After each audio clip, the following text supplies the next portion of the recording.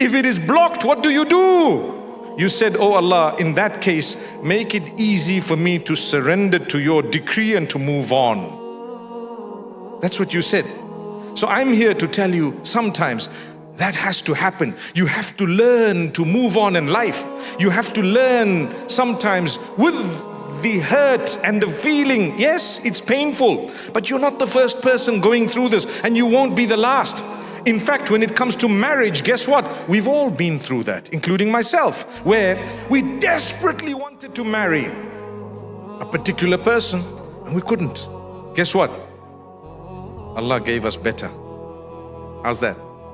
With all due respect to whoever it may have been, you might be curious, but it is. You have to believe what Allah does is better for you. They may be better for someone else. Allah knows.